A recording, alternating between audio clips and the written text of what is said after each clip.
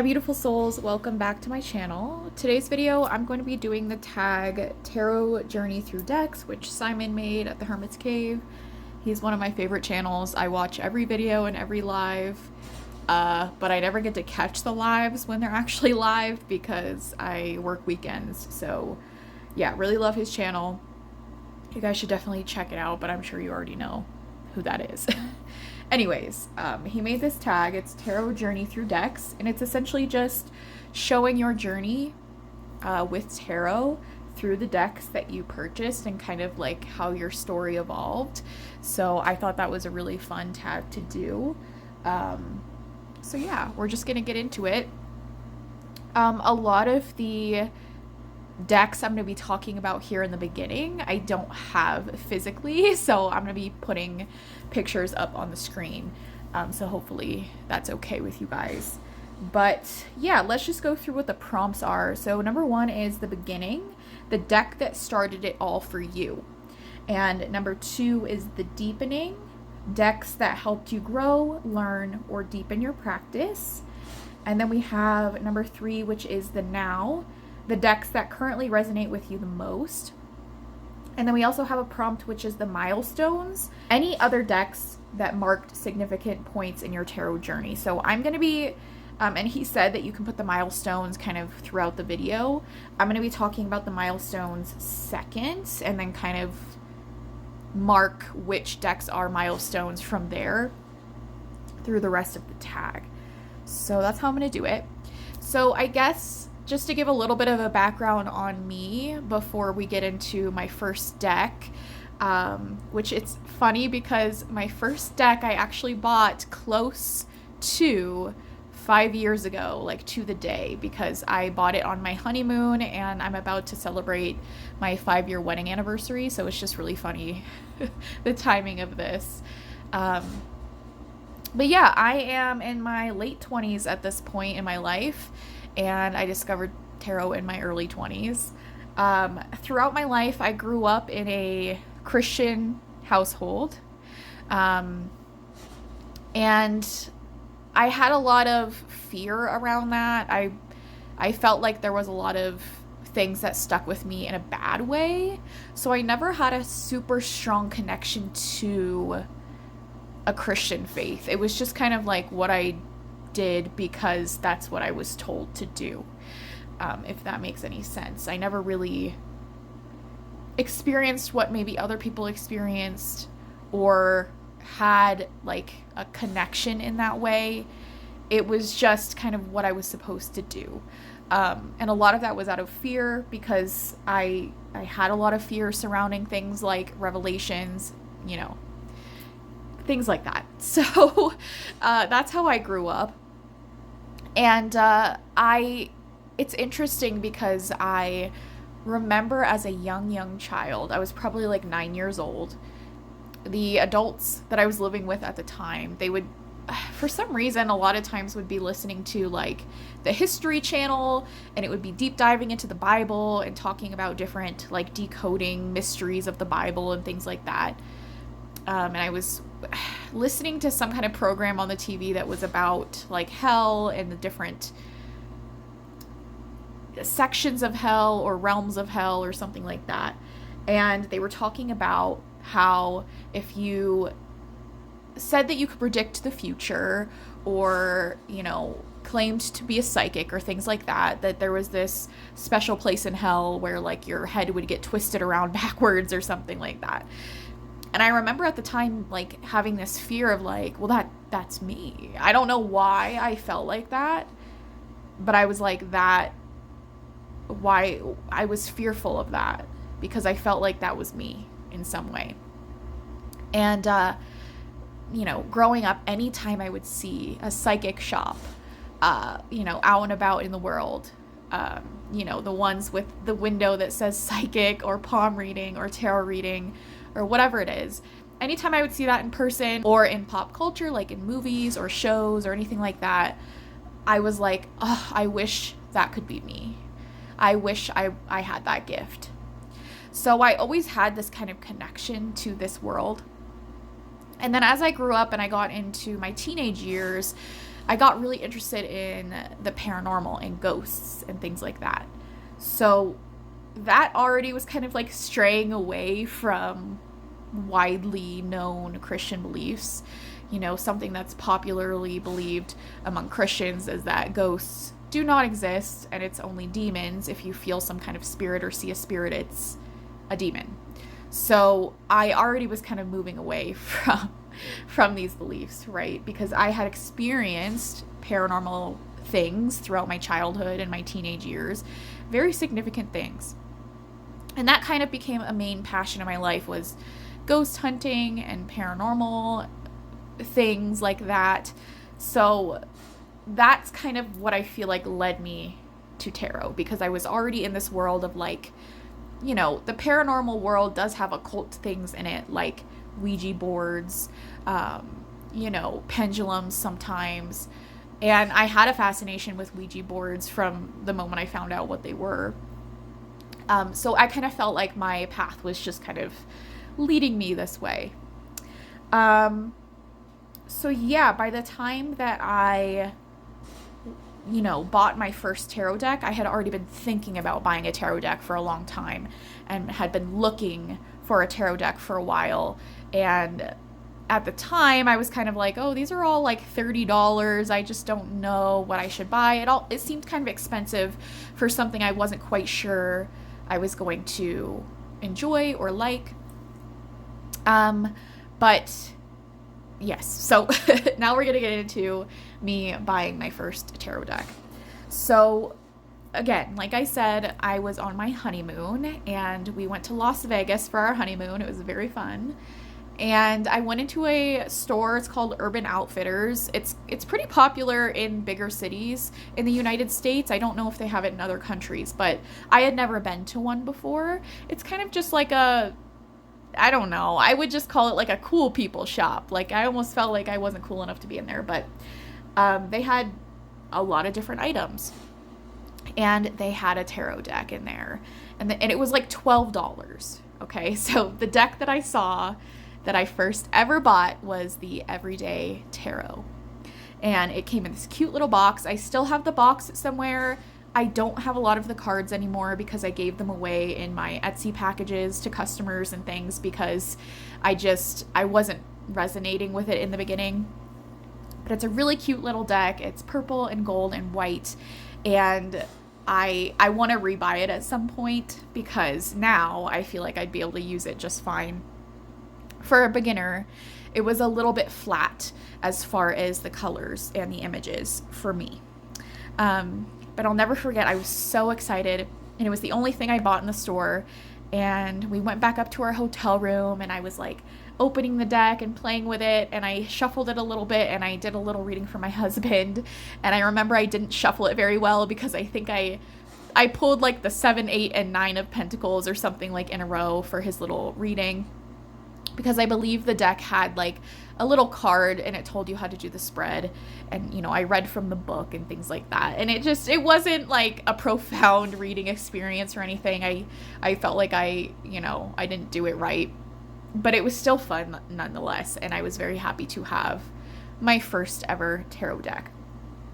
And I know a lot of people who had similar upbringings to me kind of had apprehension or felt fear around buying a tarot deck, like, oh, this is wrong. But at the point that I was at in my life when I bought my first tarot deck, I had already kind of left a lot of those beliefs behind, especially with like my paranormal stuff I was into, and just becoming an adult and living on my own. And at this point I was a married woman. The world kind of opened up to me, and I realized that the things that you're taught growing up aren't necessarily the truth of the world or your truth, if that makes sense. And so there were lots of things I just didn't agree with in my upbringing, and so I wasn't necessarily afraid of what other people would think, because at that point in my life I was like, this is my life and I'm going to live it the way that I want to. So anyways, that's how I started. And then I kind of went a little while without doing anything with tarot. I did play with the deck here and there. I tried to learn it. just like reading the little guidebook. And I just don't learn that way. It didn't work out for me. And I actually went through my purchases on Amazon and I went and looked at what the second deck I bought was. And the second deck I bought was actually for the purpose of art. So I wanted to use it in some things I was making for my Etsy shop. And that deck is the Old English Tarot. Again, I think I have maybe 1 or 2 cards left from that deck because I was using it in artwork and I was using it to give in people's packages for my Etsy shop. That is actually a really cool deck. It's very medieval. I remember going to some kind of website and looking at like what I thought to be every tarot deck, and I was trying to find the most beautiful one, and that was just the one I was most drawn to, at least the majors, because the minors at the time were very, very pippish for me. But looking at the deck now, they're actually very like right up my alley of what I like in a pip deck. So I might repurchase that one as well. But I never really used that one for tarot purposes. That one was for artwork only. And then I moved on to this deck. And this deck was bought with the purpose of, I am going to learn tarot one way or another. So this is the Rider Tarot deck in the yellow box. And then I bought this book to go along with it. And I was like, I'm determined to learn the tarot. All right. So I actually had to hunt down these cards, and this is not the full deck. I'm really sad. I'm missing like 6 cards out of this. I don't know what happened to them. I know I was using them a lot of times for like bookmarks and things like that. So I don't know where the remaining 6 cards are, but this was the deck I bought because everything I was kind of hearing about learning the tarot said you need the Rider-Waite-Smith deck. And when you search tarot deck, I believe this is the first one that pops up on Amazon. So yes. And this deck just didn't resonate for me either. I had a hard time. Something about these images and the coloring of them in my brain, it just didn't make sense. I felt like all of the cards looked the same, which I know that they don't. And now it's funny because looking at this deck now, I want to work with it. And it's sad because it's not a full deck, but I actually really like the way that the blue looks in the 8 of Cups here in the sky. It's not my most favorite coloring of the tarot, of the Rider-Waite-Smith tarot. These are the plaid backs, by the way. But it's not as bad as when I first opened the deck. It just, I mean, I don't like the red faces on here. It's not my favorite, but at the time I felt like all the images were just blurry and I didn't understand what was happening. I didn't like this like scratchy line work. I felt like all of the minors just looked the same. I couldn't like see past like all of the same sky color. I don't know. There was something in my brain. It just did not click. Like all the yellows, I was like, all the yellow cards just kind of blurred together in my mind and all the blue cards blurred together. And I had a hard time. And then this book also, I don't think is necessarily the best tarot book for beginners. And to be honest, guys, I have not read through this, very much since I first got it. Like I used it when I first got it. I haven't gone back to reference this the same way like I have with other tarot books. Now that I am more comfortable with tarot and know tarot, I like to reference back to books. I just don't learn through books, but I like to deepen through books, if that makes sense. But I have a hard time like initially learning something through a book, like tarot or runes or something like that. So I mean, the thing with this is that it doesn't have pictures in it, so that's a little bit hard. It's just like reading a boring book. So I don't necessarily suggest this for a beginner. The tarot book that actually did help me as a beginner is I think it's just called Tarot for Beginners by Stephen Bright. I'll put it up on the screen. I love that book. Love it. So there's spreads in here. Let me see if I can read a card and see if I agree with what it's saying. I I mean, I'm sure it's fine. Okay, let's just look at the Six of Wands. Victory, success, public recognition, self-confidence, and progress and reward. Yeah, I mean, I agree with that. So I think it's not a bad book. I would love to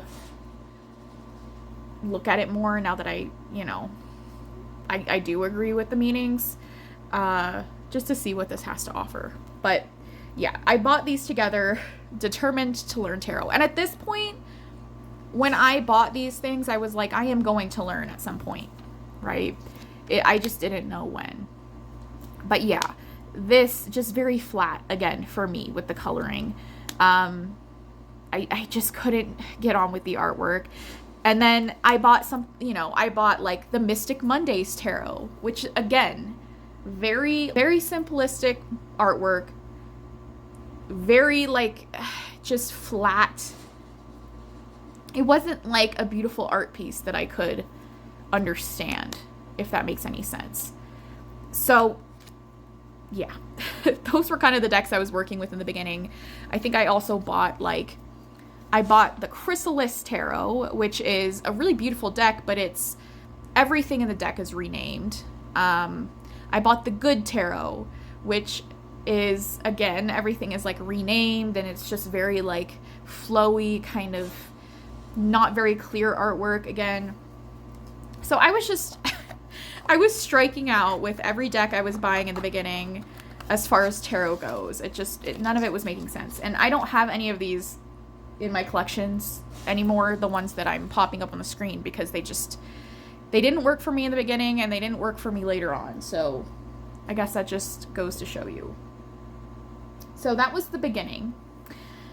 Now I'm going to talk about milestones here, because this deck was a huge milestone for me.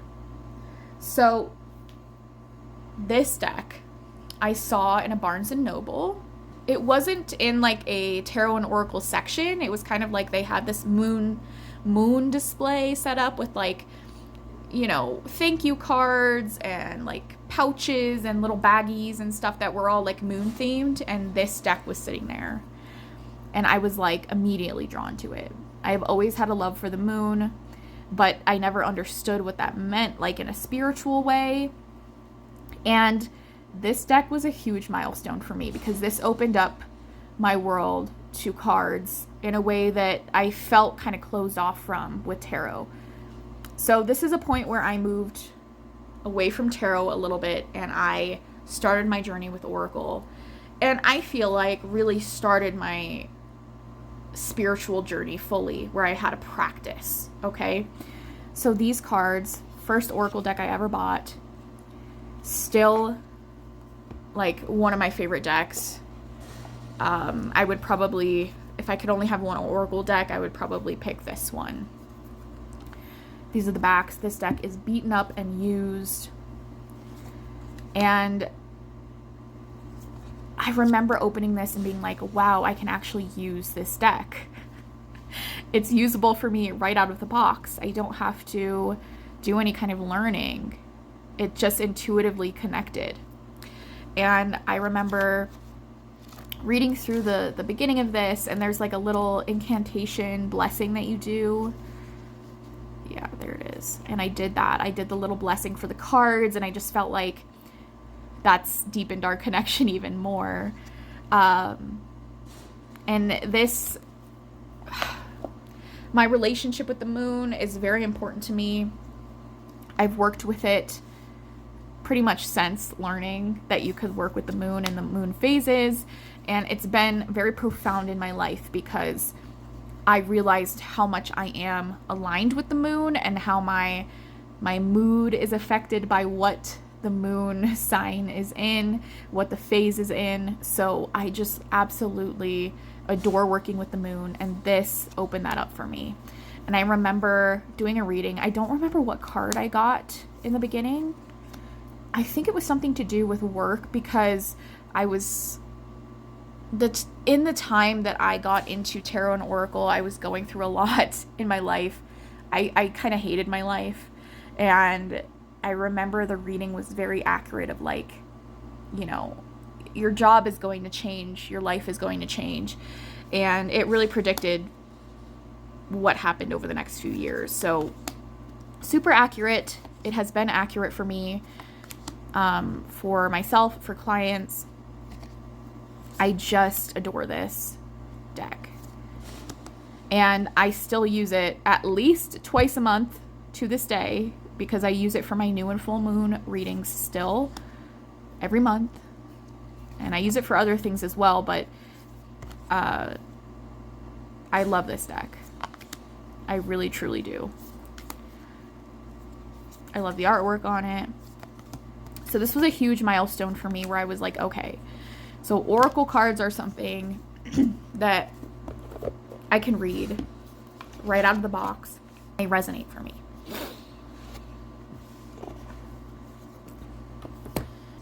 So the next milestone deck, kind of like along the same lines of Oracle, is Seasons of the Witch Samhain. So I guess this would also kind of go under the category of deepening, but I don't know if this counts because it's not a tarot deck. But anyways, I have always loved Halloween.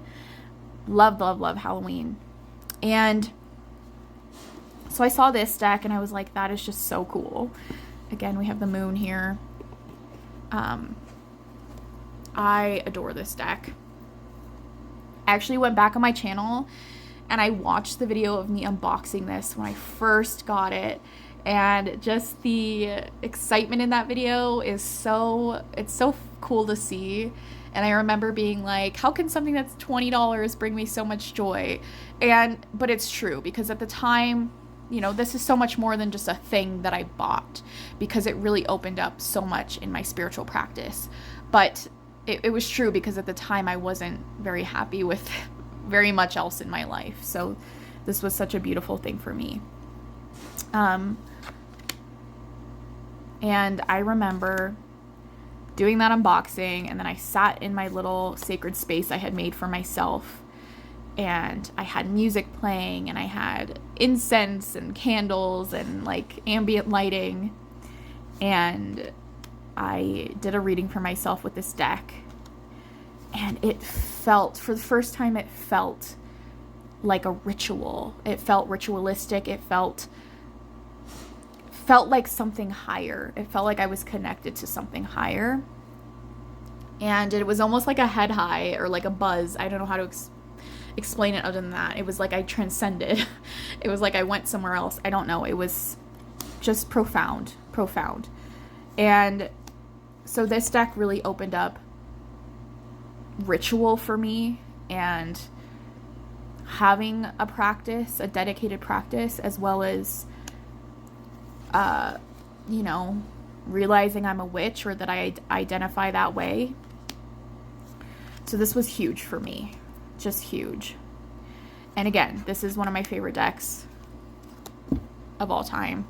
It's really like a toss-up between this one and Moonology of what I would keep if I could only have one Oracle deck. And it's my favorite. This one and the Beltane are my favorite out of the Seasons of the Witch decks. I have almost all of them. I'm still missing Ostara and Lammis, I believe. Maybe, I don't know. I'm missing 2 for sure. But this one just, there's something different about it. I don't know if it's just because it was their first one. But, and you know, Samhain is so magical and such this like energetic time for me that this deck really harnesses that. So very profound, very much a milestone for me. So that was that.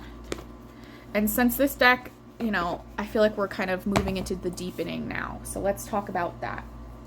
So I guess I'll talk about this one kind of like as a transitional deepening.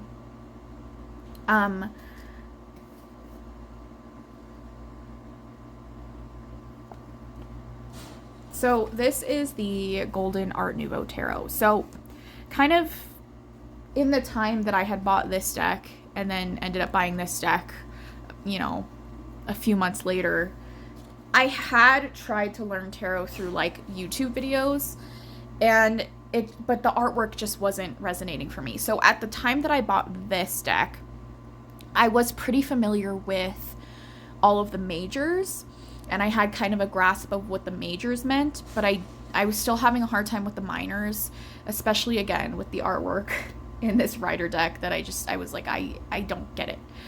But I had watched a YouTube series, and I can't remember her name.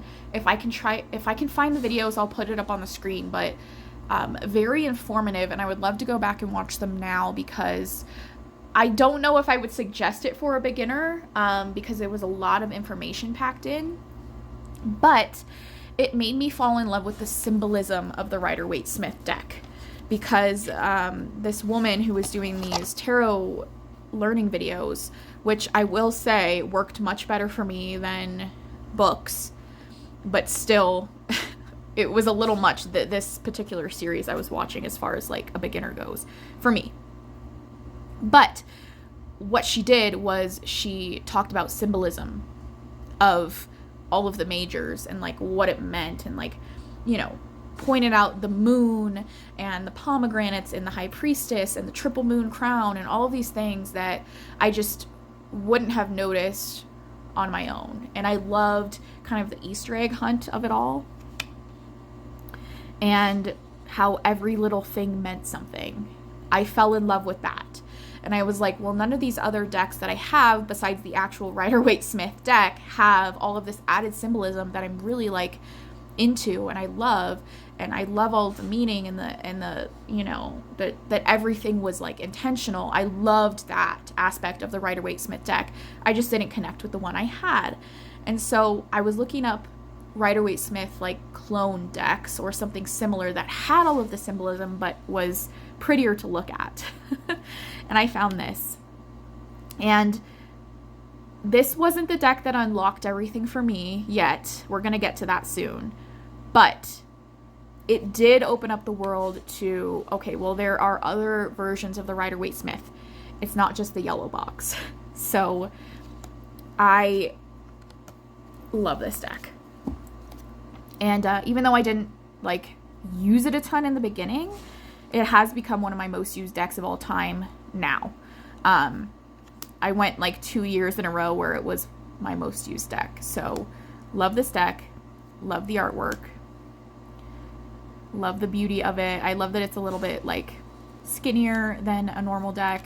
It's easy to shuffle. And this was the first time that I was starting to like see the differences in the minors and understand that there's like a scene playing out, right?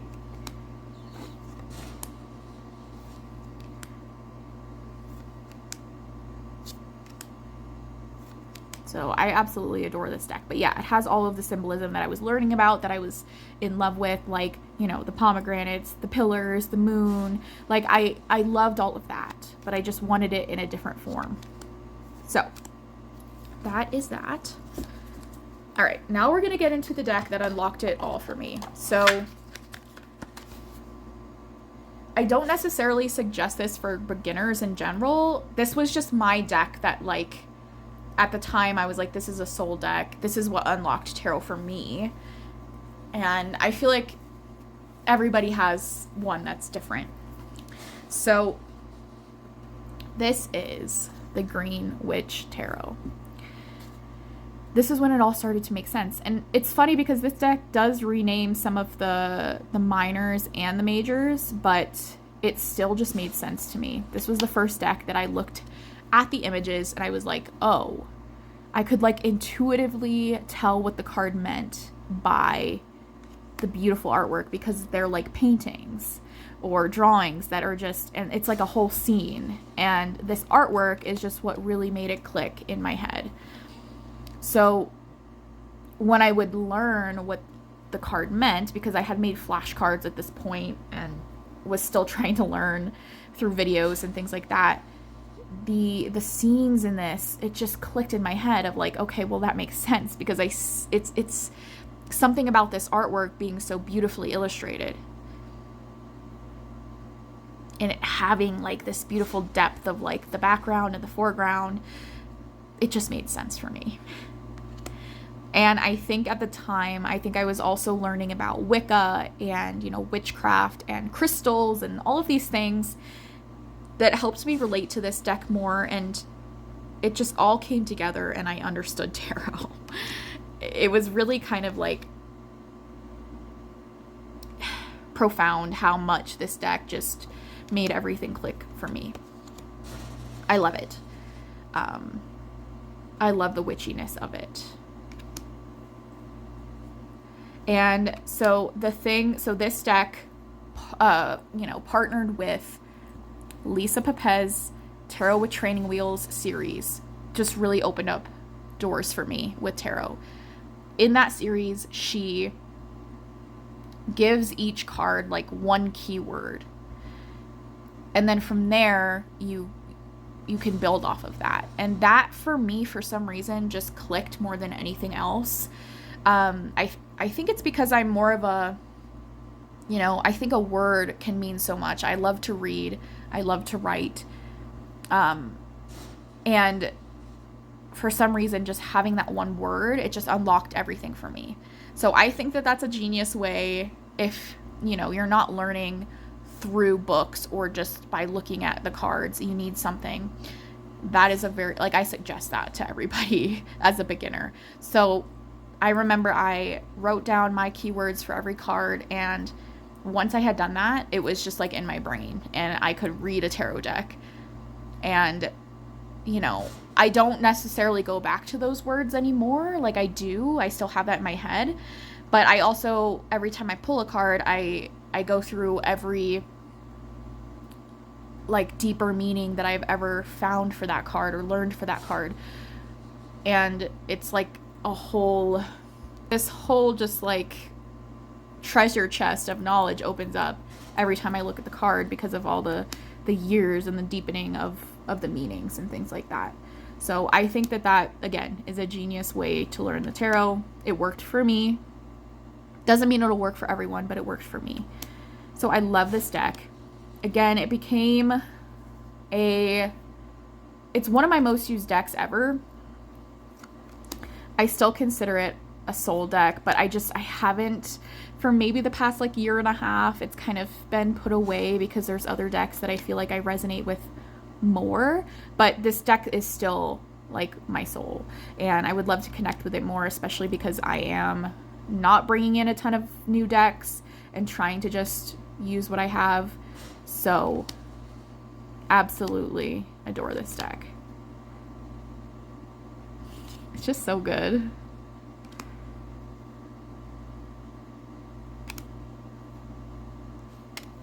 So that's the Green Witch Tarot. And that is the Deepening. So that's what really changed it all for me. And then now we are going to talk about the now decks that currently resonate with you the most. So I'm just going to talk about 2 decks here and then we'll be done. I know that we're getting long here. Okay. So this is just like it's not necessarily just this deck, but I wanted to bring it out as like a symbol. But Smith-Waite Tarot Centennial. I love this coloring. I have the borderless.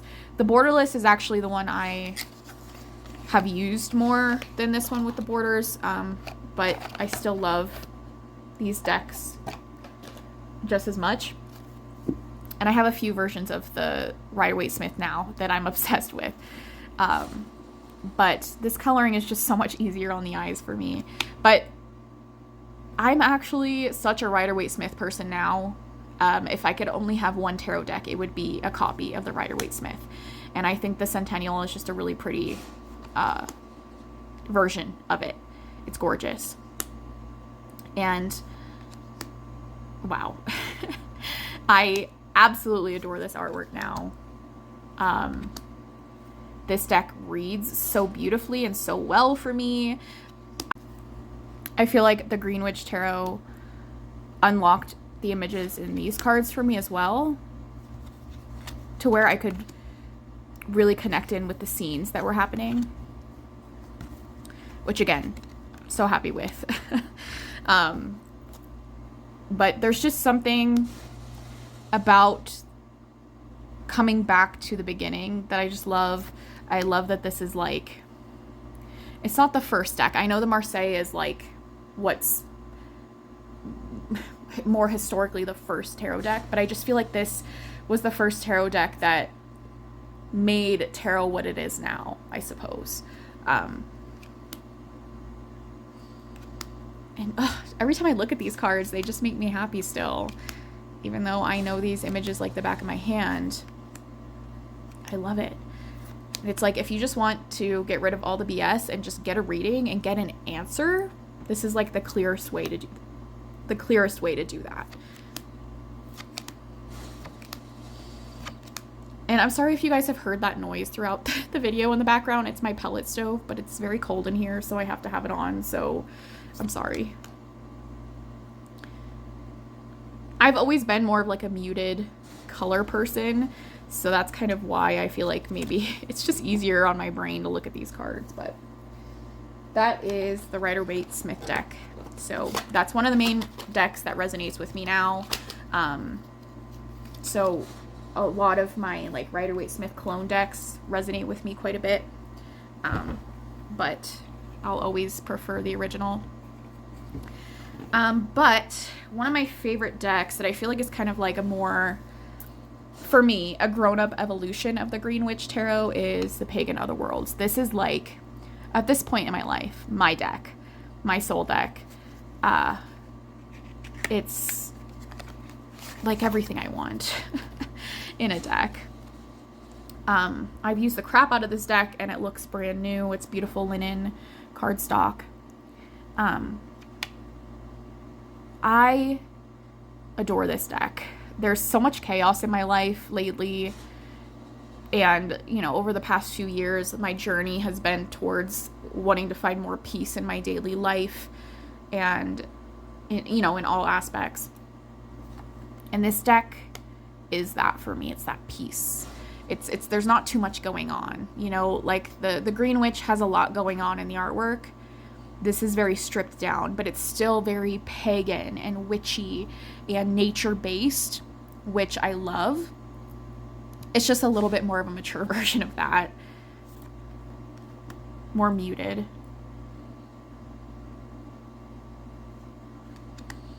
And yeah, this is like my deck right now. It's what I've been using for pretty much every reading I've been doing for myself. It's one of my most used decks over the past 2 years. I bring it out for myself all of the time. And I'm not trying to be a minimalist in any way, but I am trying to minimalize my life a little bit with, my stuff and my clutter in my head as well, so mental clutter, physical clutter, and this deck is like the embodiment of that for me. And I don't have the guidebook for this, actually. I've always just read it intuitively and just from the imagery, so... But this is what I'm resonating with the most today.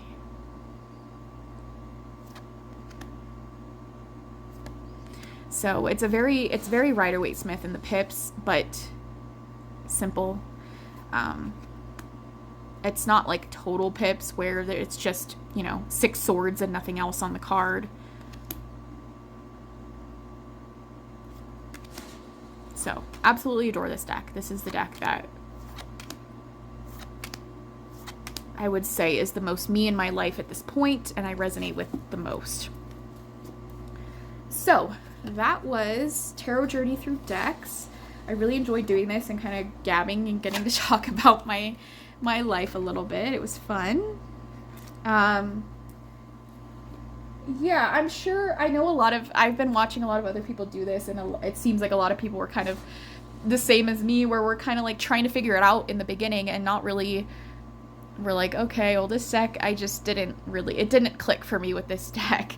And some people I know out there did, they picked up a tarot deck and it just automatically resonated with them, but that just wasn't the case for me. And I bought a lot of decks along the way that didn't work for me, and some that I still have to this day that just don't work for me. And I think it's interesting that as we go along this journey, we're more likely to buy a deck that will work for us because we know what we like and we know what works and what doesn't. And so I feel like I'm not buying a ton of decks anymore that I don't actually like when I receive the deck.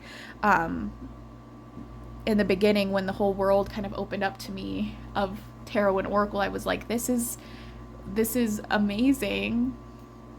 I didn't even know that this whole world existed. I went a little bit crazy with decks in the beginning. And yeah, I think that's normal because you get overwhelmed with all these different things that are available and you feel like you need to have them all, right? And then you realize what really works and what doesn't, and what you need and what you don't. So anyways, loved doing this. If you guys are going to do the tag, please let me know. I've been checking the hashtag to watch everybody's videos because I really enjoyed this tag. Hopefully the background noise wasn't too annoying the whole time. But anyways, if you guys want to buy any decks that I'm getting rid of, my Etsy shop is in the description box. And keep an eye out because I'm going to be listing some jewelry and things like that I'm going to be working on. I'm trying to get a little bit more money right now just because I have a baby on the way. I'm also going to list my registry down below if you guys are interested. You don't have to buy anything off of that. It's just there because in case somebody wants to buy something off my baby registry, I'm going to leave it in the description. I'm going to leave it in the description box for you. But anyways, I love you guys so much and I will see you in my next video. Bye.